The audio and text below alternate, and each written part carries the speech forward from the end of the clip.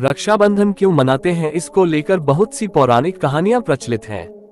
रक्षाबंधन की शुरुआत कब और कैसे हुई, इसको लेकर कई सारी कहानियां बताई गई हैं। हेलो दोस्तों, आप लोग कैसे हो, कमेंट करके जरूर बताएं। दोस्तों, हमारे चैनल को सब्सक्राइब और लाइक जरूर करें। आज हम आपको बता रहे हैं रक्षाबंधन से जुड़ी पौराणिक कथाएं। कहीं बताया गया है कि रक्षाबंधन का आरंभ सतयुग में हुआ था, तो कहीं बताया गया है कि रक्षाबंधन का आरंभ माता लक्ष्मी और महाराजा बलि ने किया था। आइए जानते हैं रक्षाबंधन से जुड़ी प्रचलित कथाएं। रक्षाबंधन का संबंध श्रवण कुमार से।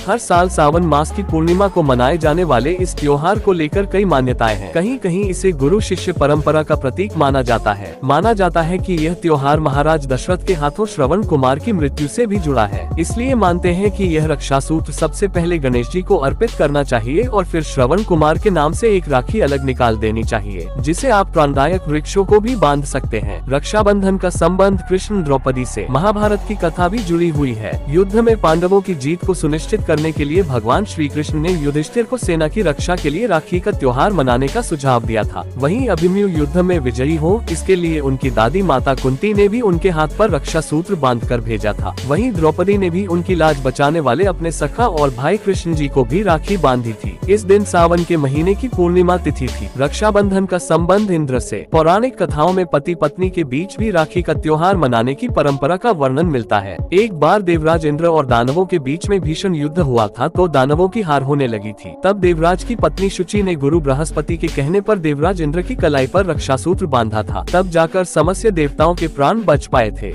रक्षाबंधन का संबंध माता लक्ष्मी और राजा बलि से।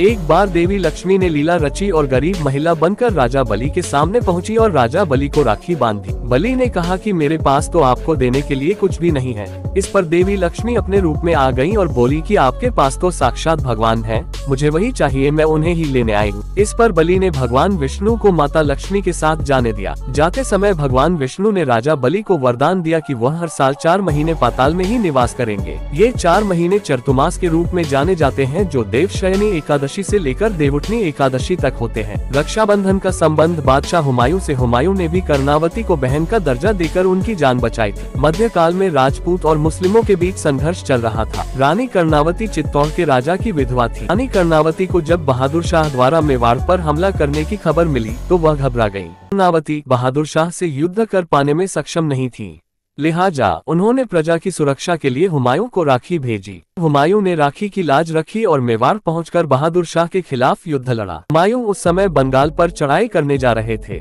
लेकिन राखी की लाज रखते हुए वह रानी कर्णावती और मेवाड़ की रक्षा के लिए अपने अभियान को बीच में ही छोड़कर आ गए। लेखक के बारे में। गीतिका दुबे। गीतिका दुबे का बतौर पत्रकार करियर 11 साल का है।